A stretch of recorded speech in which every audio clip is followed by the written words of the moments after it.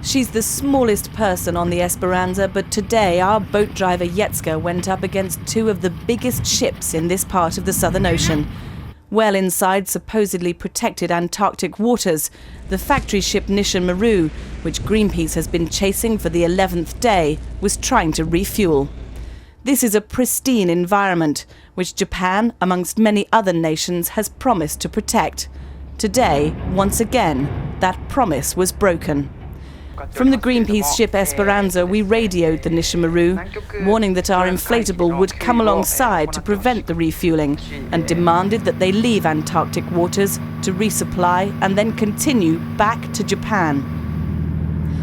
As well as shattering the spirit of the Antarctic Treaty, the resupply ship, the Oriental Bluebird, doesn't have a permit for what it's doing.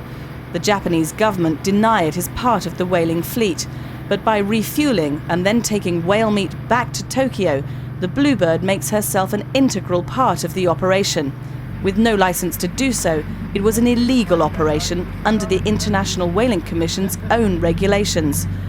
Despite knowing and seeing that our boat was between them, the Oriental Bluebird edged towards the Nisshin Maru. Between the two 120-metre, 8,000-ton ships was Jetske as driver, Heath as crew, and 7.5 metres of Greenpeace rubber boat. I don't think we endangered them in any way or had any impact on the navigation, because we notified them beforehand. We radioed them to inform them of our intentions. They could clearly see where we were at all times, and they were moving at a very slow pace.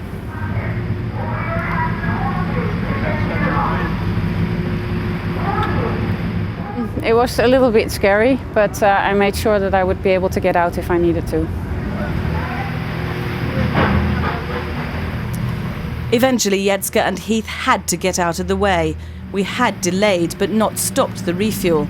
But as well as the refuel, the Nisshin Maru was also transferring whale meat, already boxed into neat parcels for a market that doesn't even exist in Japan. So we went back to document this additional use of the Oriental Bluebird to further prove her connection with the fleet. Our attention was not welcome, and soon the hunter ships had a new prey, the Greenpeace boats.